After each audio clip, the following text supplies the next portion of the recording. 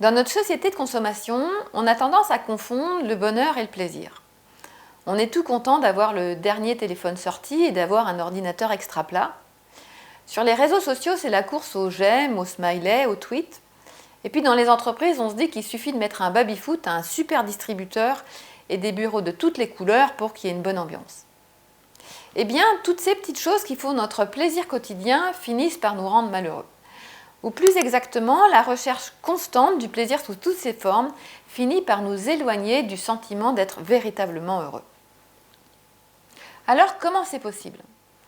Eh bien, il faut savoir que dans notre cerveau, le circuit du bonheur et le circuit du plaisir sont complètement différents. Ils dépendent de deux neurotransmetteurs distincts, la dopamine pour le plaisir et la sérotonine pour le bonheur. La dopamine, on la connaît bien, c'est celle qui excite nos neurones quand on est tout content. Et c'est génial, hein ? Mais ce qu'il faut savoir, c'est que quand nos neurones sont trop souvent sollicités, ils finissent par mourir. Alors pour ne pas mourir, ce qu'ils font, c'est qu'ils réduisent l'ouverture de leurs récepteurs, histoire d'éviter la surdose. Et là, nous, du coup, on a besoin de plus consommer, de plus acheter, de plus de j'aime, de plus de chocolat, de plus d'un tas de trucs pour pouvoir préserver notre taux de dopamine. Et c'est donc le cercle vicieux qui commence. Et c'est un cercle qui est extrêmement néfaste pour nous parce que tant que notre cerveau est occupé à préserver son taux de dopamine, eh bien en fait, il n'est plus du tout disponible pour produire de la sérotonine. Et justement, la sérotonine, c'est ce qui nous donne un sentiment de bonheur profond, un sentiment de plénitude. Et la sérotonine, par rapport à la dopamine, elle a un sacré avantage, c'est qu'elle n'est pas du tout néfaste pour le cerveau. On ne peut pas être drogué à la sérotonine. Il n'y a pas de limite à la production de sérotonine. Donc la vraie hormone du bonheur, c'est la sérotonine. Du coup, on peut se demander quand est-ce que notre cerveau produit de la sérotonine. Alors je ne sais pas si c'est une bonne nouvelle, mais en fait, notre cerveau produit de la sérotonine quand on reste concentré sur ce qu'on fait et quand on fait une seule chose à la fois.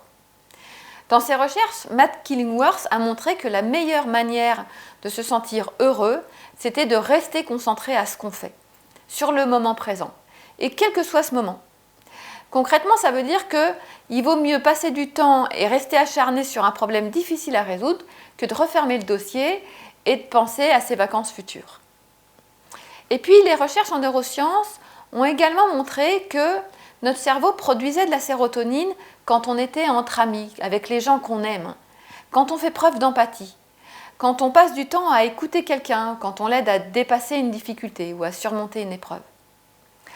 Alors là, je me dis que ça avait peut-être le coup d'écouter ce que les Grecs avaient à dire sur le sujet, parce que eux, ils n'aimaient pas trop ce mot « happy »,« content ». Eux, ils préféraient parler du sentiment de plénitude et d'accomplissement personnel. Et ce qu'ils nous disaient, c'est que le sentiment de plénitude passe nécessairement par le dépassement de difficultés.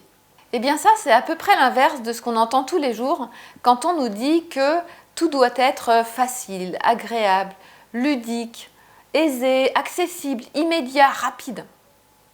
Alors je ne suis pas en train de dire qu'il faut chercher la difficulté, non. Mais peut-être qu'il faut arrêter de se laisser conditionner par la société de consommation.